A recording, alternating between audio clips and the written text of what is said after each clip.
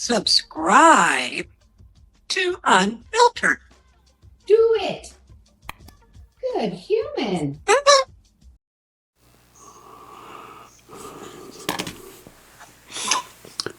Well, thanks for joining me. Sorry for my nose. I have a bad allergy. So if anyone knows anything about these allergies, let me know.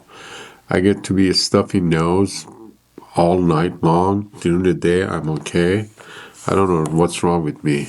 I'm dying. I'm alive. I have no idea. But let's talk about this new exciting 50-year mortgage plan. Is it good? Is it bad? What's the story here? But let's be honest. Trying to buy a house these days, it's pretty much impossible unless you have lots of money. It's not about just about the income too. It's about how much money you are going to put it up. And the housing price, they're so jacked up. They manipulated the housing price. I mean, that it's hard to buy a house. I was just at a Thanksgiving dinner talking to someone that trying to buy a house. But, I mean, for this guy case, it's pretty stupid. I mean, he's looking to buy a house for $1.8 million. Well, hello. You just don't start with a $1.8 million house when you don't have a solid income coming for you. So this is exactly the guy that is going to get into this trap. So what's going to happen? They're going to stretch the loan to 50 years.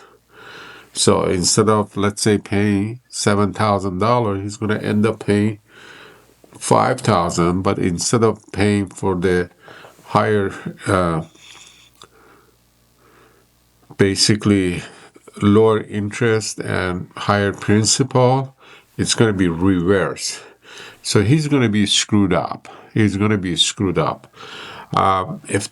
50-year mortgage, it sounds like you're stretching the repayments more than anything else. And the question is, I mean, why? Is it worth it? I mean, the whole idea of owning a house, you have some equity in the future. But if you can't have equity in the future for another 50 years, what's the point of that? You don't want to have a equity when you are dying. You need to have equity when you are alive. So I wouldn't be falling to this trap, Unfortunately, the greed on these people are so freaking high, it's unfucking believable. And they will try to do whatever it takes to get rid of that middle class, because that's what's going to happen. And now they reduce their credit score for buying a house, so it's going to be easier for the same guy to buy a house. I'm not against that. You don't buy a house, you don't own a house. I love you to own a house, but reality is, you know what? It's got to be something that makes freaking sense. So the best scenario for a house actually is a 15-year. But they are stretching 30 years still is not good, but it's okay. But going to 50-year is just basically suicide. I'm not a financial advisor in any way or shape, but I've been around and I experienced all this nonsense. I'm a guy that experienced pretty much anything you want to know about the financial. And I say it's a bad idea. Really, it's a bad idea.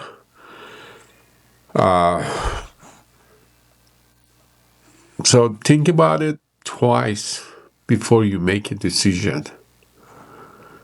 And I just told this guy, why do you buy a house for $1.8 million?